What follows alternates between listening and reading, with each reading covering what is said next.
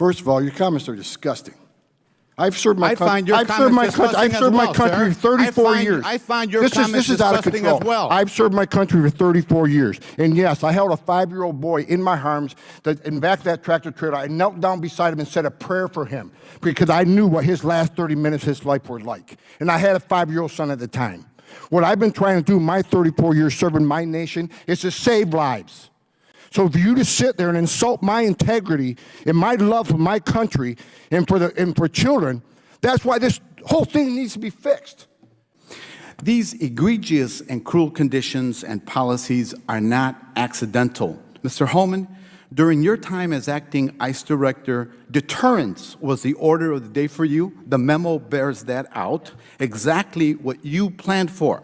The Trump administration claimed they had no choice but to rip children from their parents because they were criminally prosecuting the parents pursuant to zero-tolerance policy. Again, and policies that the administration created and that you, Mr. Holman, accepted, enforced, and championed, as we've seen. Let me remind everyone that the Trump administration tried to ban asylum seeking and started the process of metering, which then prevents people from coming through legal ports of entry. That exacerbated the crisis. People are desperately waiting months just to get in line and be granted the inalienable rights to due process. Mr. Holman, you have said that most immigrants are, quote, not criminals other than the criminal act that they do when they enter the country illegally. That is why I think we ought to revisit decriminalizing desperation, striking sections 1325 and 1326 of Title VIII of the U.S. Code, the statutes that the administration has leveraged to separate thousands of children from their families. Mr. Holman, do you understand that the consequences of separation of many children will be lifelong trauma and carried across generations? Have we not learned from the internment of Japanese Americans? Mr. Holman, I'm a father. Do you have children? How can you possibly allow this to happen under your watch? Do you not care? Is it because these children don't look like children that are around you? I don't get it.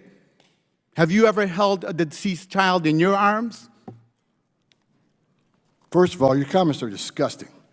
I've served my country. I've served my country for 34 years. I find your comments disgusting as well. I've served my country for 34 years. And yes, I held a 5-year-old boy in my arms in back of that tractor trailer. I knelt down beside him and said a prayer for him because I knew what his last 30 minutes of his life were like. And I had a 5-year-old son at the time. What I've been trying to do my 34 years serving my nation is to save lives. So for you to sit there and insult my integrity and my love for my country and for children, that's why this whole thing needs to be fixed. And you're the member of Congress. We agree on that. Fix it. We agree on that, but I disagree. But I also disagree with your characterization of immigrants as prone to criminality. People for 3 decades on this. Gentleman's time has expired. It's my time now. Mr. Chairman. It's my time. The gentleman ripped off about 7 different questions designed to go at the character of Mr. Holman, and Mr. Holman should be given a chance to respond. It was ridiculous, the way he just rattled them all off and wouldn't let him respond to them. Let me say this. I understand that, but first of all, I'm going to have civility in my hearings. All right? I have the floor. I understand, and I agree with you. I'm going to have civility. That's why I was banging, so that we could hear each person speak. I have been very courteous and very kind. Now, Mr. Holman, do you have something to say? No one in this room has seen what I've seen in my 34-year career. Very well. No one has experienced what I've experienced. I've saw many dead bodies coming across this border. And you want to talk about the memo? This memo is one option to stop death. Not just about enforcing the law, stop death. If you want to legalize illegal immigration, good luck with that, because it's going to get a hell of a lot worse on that border. If you say, well, okay, from now on, there will be no consequence, no deterrence. It's not illegal to come to this country illegally. More families would come. 31% women would be raped. More children would die. We're a nation of laws. If you don't like it, sir, change it. You're the legislator. I'm the executive branch, and I've served my country honorably for 34 years. And I will not sit here and have anybody say that I don't care about children because you're not the same color as my children. Thank you very much. Thank you, Mr. Comer. I have to begin with clarifying something that Representative Tlaib said in her opening remarks when we had the portion of the hearing when the legislators were asked to give remarks for 5 minutes. Representative Tlaib, you were offended by the term illegal and said we did not need to use the term illegal to describe certain people that were here in America, that no one was an illegal. But if anyone is in the United States of America unlawfully, then they are in fact an illegal. And I just want to clarify that, because when I go home to Kentucky, that's something that offends the overwhelming majority of people that watch what goes on in Congress, specifically in this committee. And let me be clear, this is not a manufactured crisis.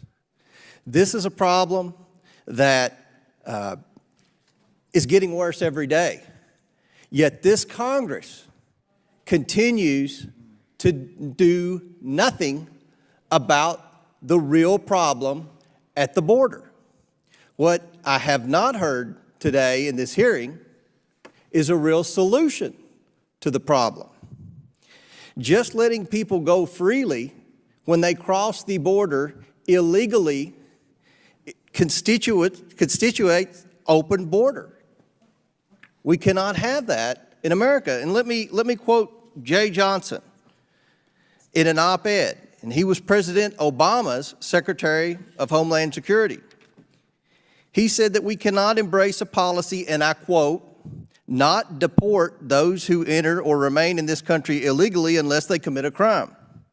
This is tantamount to a public declaration, repeated and amplified by smugglers in Central America, that our borders are effectively open to all. This will increase the recent levels of monthly apprehensions at our southern border, about or more than 100,000 by multiples," end quote. He's right. President Obama's Secretary of Homeland Security is right about the real problem we have at the border. We have to get serious about this problem at the border. Mr. Holman, you're clearly an expert. What can Congress do to fix this problem? They can close loopholes in asylum to make it meaningful. They can change the TVPRA where children in Mexico are, the children of Central America are treated the same way as children in Mexico. Once it's ascertained they're not a victim of trafficking, they can be removed. And they need to change the Florida Settlement Agreement. And I'm sitting here, and let me explain to you why I'm sitting here so frustrated. Because I'm the only one in this room who's wore a green uniform and been on that line. I'm the only one in this room who found dead aliens on a trail that were abandoned by smugglers who just left them there because they weren't worth any money anymore. I'm the only one in this room that stood in the back with tractor trailers surrounded by 19 dead aliens, including a 5-year-old little boy that suffocated in death in his father's arms. I was there, and I saw it, and I smelled it, and it's terrible. And I still have nightmares to this day. I was in Phoenix, Arizona, when you couldn't pay the smuggling fees. You were tortured. One person was stabbed in the face 22 times because you couldn't pay a smuggling